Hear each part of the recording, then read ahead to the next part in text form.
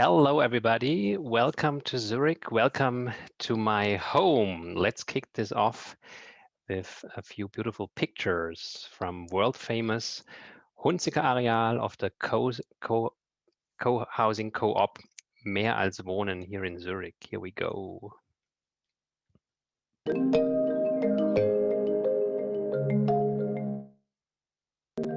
The name of Mehr als Wohnen is as more than living. It's certainly not an ordinary housing estate. Among the businesses operating within the precinct are a violin restorer, a publishing house, a recording studio, 2 award-winning restaurants, and a classical music salon run by an opera singer.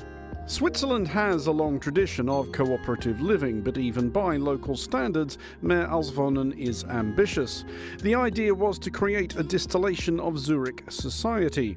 Zurich's demographics of gender, age, income, ethnic background and other metrics are used to ensure the population is representative of the city around it. Around 1,250 people live in the 13 apartment blocks that comprise Mehr als Wohnen. Each of the buildings was designed by a different architecture practice, working in consultation to ensure that the blocks were complementary but not uniform. Inside the buildings, living spaces range from orthodox apartments to the preference of the truest believers in cooperative living, the so-called clusters in which 8 bedrooms are linked to capacious common areas. Residents generally speak of the co-op with a zeal verging on evangelical. They like the close community and knowing their neighbours as few Western urbanites do. Many consider it a great place to raise a family, nodding towards the award-winning Lutschenbach Primary School just adjacent. As more and more Western cities become less and less affordable, it's tempting to wonder if the model of a village within a city might be exportable. But it's just as easy to sigh wistfully that it may be a product of its particular environment. It works in Switzerland, but so do most things. For Monocle, I'm Andrew Muller. Yeah, some things work in Switzerland, and let's figure out if they work elsewhere. Welcome to my presentation. It's about sociocracy in a so-called satellite apartment. Let me change the screen sharing to my slide set here. And here we go. Full screen. Yeah, my name is Andreas Geiger. I moved to Switzerland in 2007, and I learned by accident about Switzerland, about sociocracy in 2015. And we have now 4 years of experience with practicing sociocracy in our shared apartment. It's a very special shared apartment.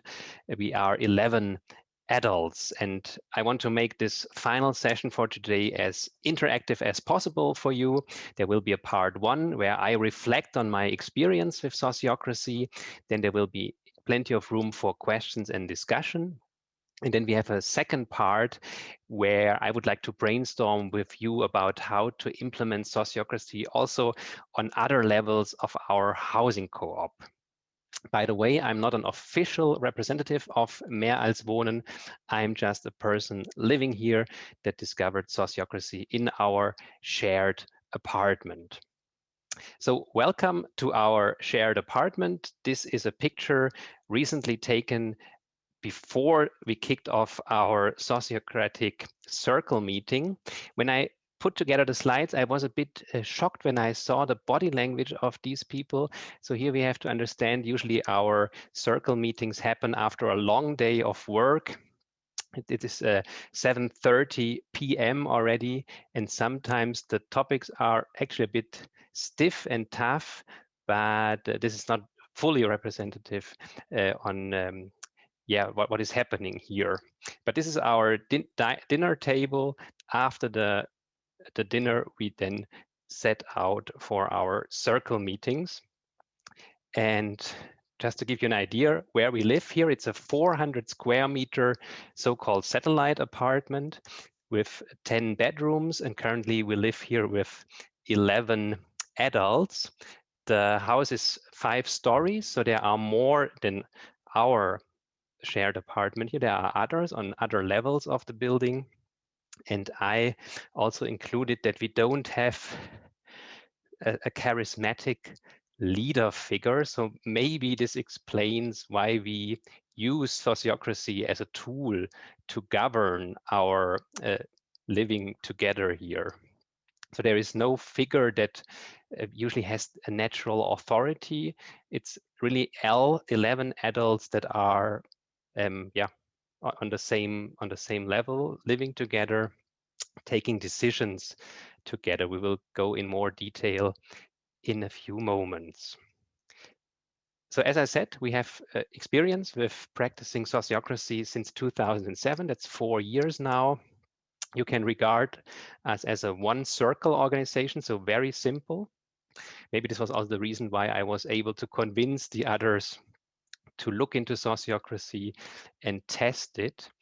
And we take turns in facilitating our circle meetings, and we also take turns in recording the minutes. So there is no selected facilitator that runs all the circle meetings. We take turns in doing that, which is also an advantage. So it's not only me that brought in the knowledge about sociocracy. Fortunately, there are 3-4 other people that are also able to facilitate sociocratic circle meetings. We run these circle meetings every month, and we also use the selection process of sociocracy to find new flatmates and also new board members, because we are, the 11 are organized as a Swiss association. So we need 3 people, a president, a treasurer, and a secretary that also need to be selected every year. Good.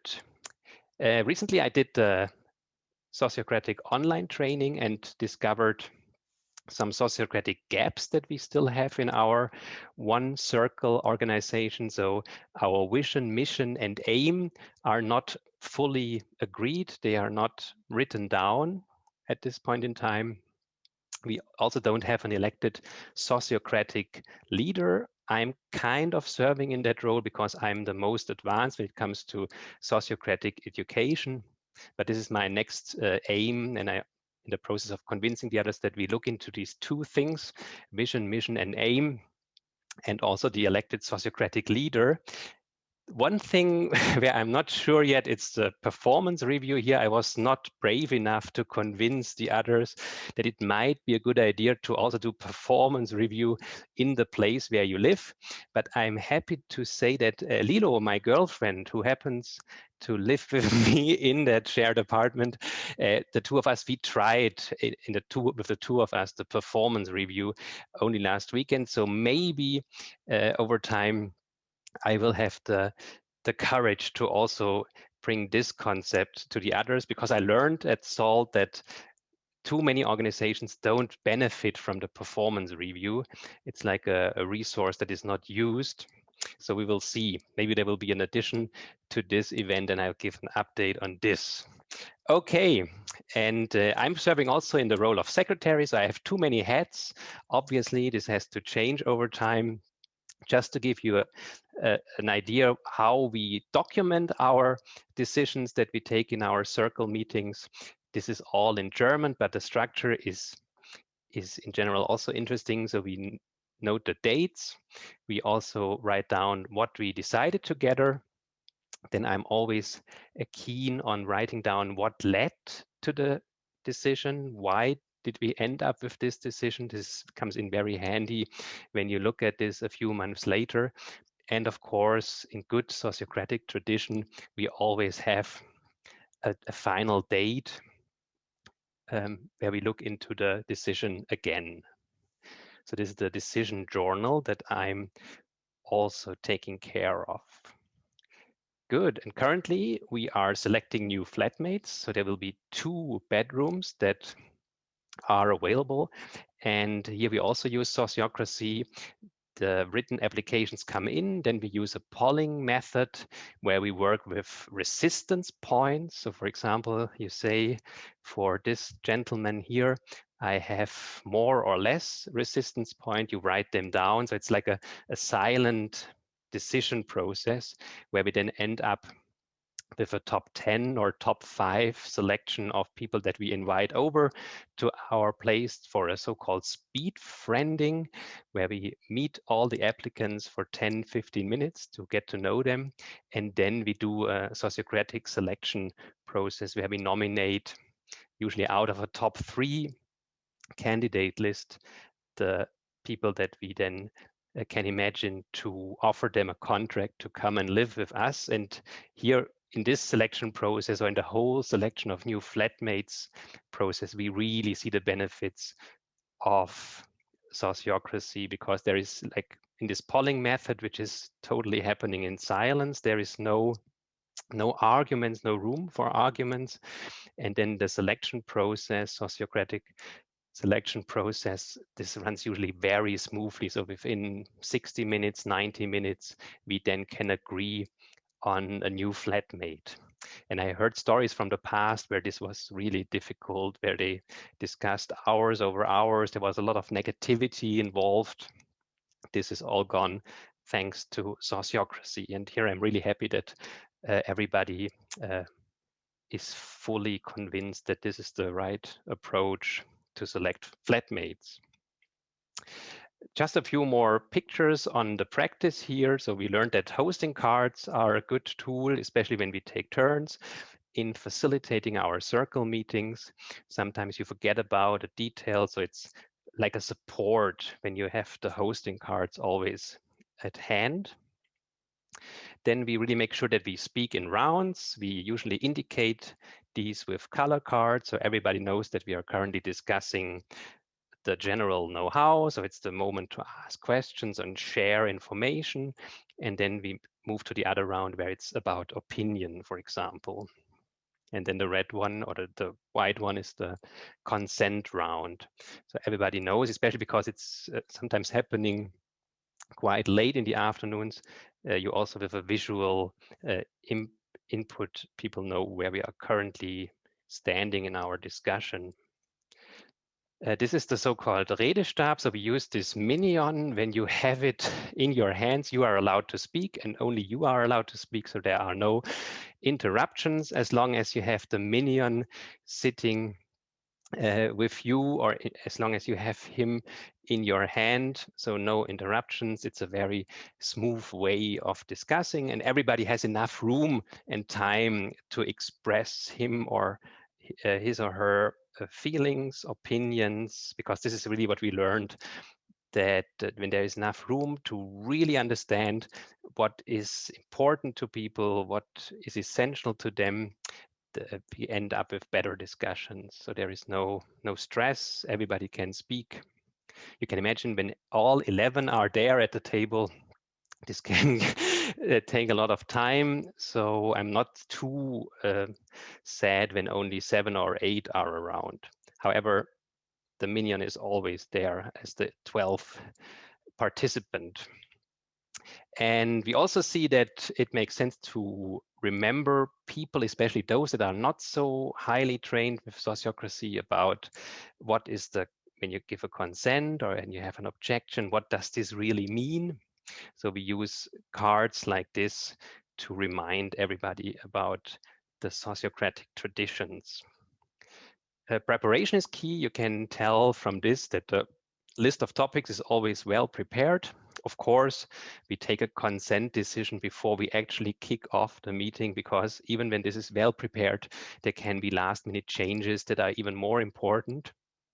So when you see the facilitation sheet for sociocracy from Sociocracy for All is also always with us here.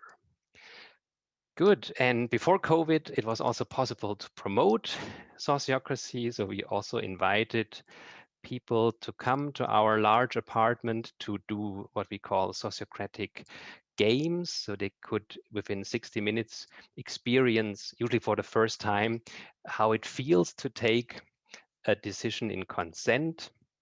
And we also offered them a simulation of a selection process. This should come back. This is what I feel now. Maybe we can also move this to an online format soon. Good. Now I have spoken a lot. I'm really curious about your questions, what you heard so far before we move on to the second part. Please use both the chat or open your mic for questions and discussion about what you heard about our sociocracy here in the satellite apartment. Part 2, can we move sociocracy beyond our little island, our satellite apartment? What I'm sharing here, and again, I'm not an official representative of Mehr als Wohnen, but this is a simplified organization structure of Mehr als Wohnen, our housing cooperative. As said in the video already, we have 1,250 residents here in our first location. In next year, they will open a second location with 400 more. By the way, I would love to bring sociocracy early to them when they move into the new location. I have no idea how to do this yet. Just to give you a quick overview, so we have what we can call the general circle, the general annual assembly of the 1,250 and additional people. Then we have the 14 buildings that you learned about in the video. They usually run bi-monthly or twice a year. They run like circle meetings in the 13 buildings where they discuss issues that are of interest for everybody. Of course, you have a board of directors in the co-op. You have the administration team, like a managing director and the team that runs the whole company. You have what they call an Ombudsstelle, and very interesting, and this is the special thing here for Mehr als Wohnen, they call it the Allmennkommission. So there is a team of 5-6 people. They have a budget of, I think, 100,000 Swiss francs that they can grant every year to groups, and we have more than 40 community groups that look into different topics: community-supported agriculture, showing or screening movies. Before COVID, there was a Sunday cafe. There is every year there is a big party. So they and administrate the money, the budget that can flow to these community groups. And the question now is, how could we bring sociocracy from our island to all these potential circles?